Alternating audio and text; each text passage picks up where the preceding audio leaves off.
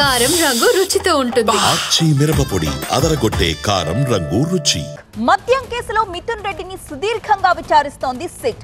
7 గంటలుగా SIT అధికారుల విచారణ కొనసాగుతూనే ఉంది. విజయసాయిరెడ్డి స్టేట్మెంట్ ఆధారంగా మరికొన్ని ప్రశ్నలు సంధిస్తున్నారు. కేశరెడ్డి రాజశేఖర్ రెడ్డి, సజ్జల శ్రీధర్, చాణక్యరాజ్ తో మద్యం పాలసీపై ఏం చర్చించారని ఆరా తీస్తున్నారు.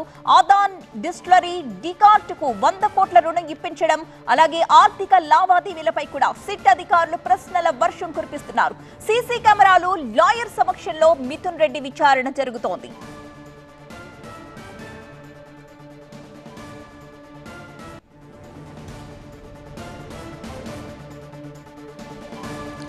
మరోవైపు ఇదే కేసులో ప్రధాన నిందితుడిగా ఉన్న కేశరెడ్డి రాజశేఖర్ రెడ్డి ఒక ఆడియో రిలీజ్ చేశారు. మార్చ్ లో సిట్ అధికారులు తన ఇంటికొచ్చి తాను లేనప్పుడు తన తల్లికి నోటీసులు ఇచ్చారని అన్నారు.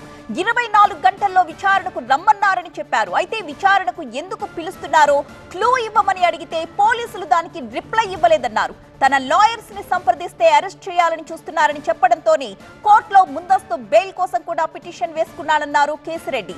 కొంత సమయం ఇస్తే సిట్ విచారణకు తాను పూర్తిగా సహకరిస్తానని ఆడియోలో చెప్పారు.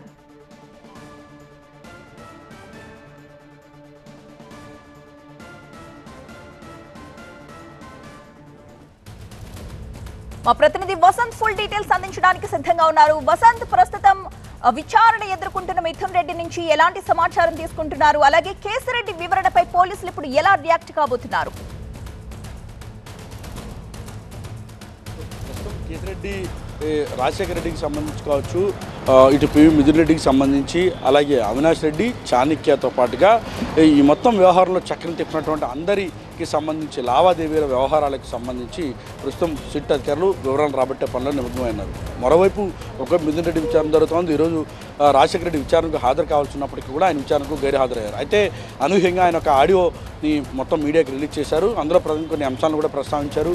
దాని విచారణ ఎందుకు గైర్హాజరవుతూ ఉన్నాను, ఇప్పటివరకు 4 సార్లకు నోటీసులు ఇచ్చారు, ఏ కేసులో నోటీసులు ఇస్తున్నాం, అందుకు సంబంధించి ఎవిడెన్స్ ఏంటి, ఏమీ చెప్పకుండా విచారణకు రావాలని పదే పదే చెప్తున్నారు. కాబట్టి తాను న్యాయ సహాయాన్ని కోరాను. అయితే లీగల్గా వచ్చినటువంటి ఒపీనియన్స్ను బేస్ చేసుకొని తాను కోర్టును ఆశ్రయించాను. కాబట్టి తను అరెస్ట్ చేసేటటువంటి అవకాశం ఉందని భావించి తను విచారణకు హాజరు కావడం లేదు.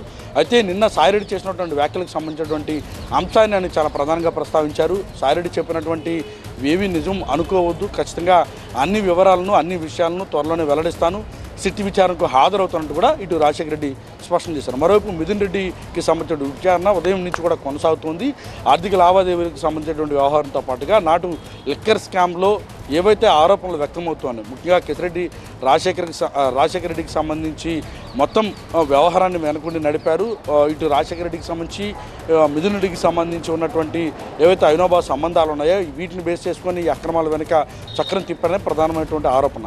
సో అందుకు సంబంధించిన క్వశ్చన్స్ కూడా ప్రస్తుతం సిట్ అధికారులు అడిగినట్టుగా తెలుస్తోంది. ప్రస్తుతం విచారణ కొనసాగుతోంది. ఉదయం నుంచి కూడా విచారణ చేస్తున్న సిట్ అధికారులు అన్ని వివరాలను రాబట్టే పనులు.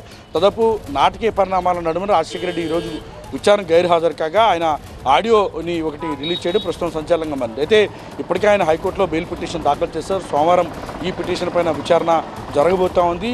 ఇప్పటికే కోర్టు ఆయన విచారణకు హాజరు కావాలని చాలా స్పష్టంగా చెప్పింది, విచారణ సహకరించాలని చెప్పింది, నోటీసులు తీసుకోవాలని చెప్పింది. నోటీసులు ఇచ్చే క్రమంలో సమయం వాళ్ళని కూడా సిట్ అధికారులు చాలా స్పష్టంగా ఆదేశాలు జారీ, అందుకు అనుగుణంగా నోటీసులు జారీ చేసినా కూడా ఆయన విచారణకు పూర్తిగా గైర్హాజరయ్యారు. కాబట్టి ఏ రకంగా ముందుకు వెళ్తారని మాత్రం ప్రస్తుతం మిథున్ రెడ్డికి సంబంధించి విచారణ దాదాపు 7 గంటలుగా కూడా కొనసాగుతుంది.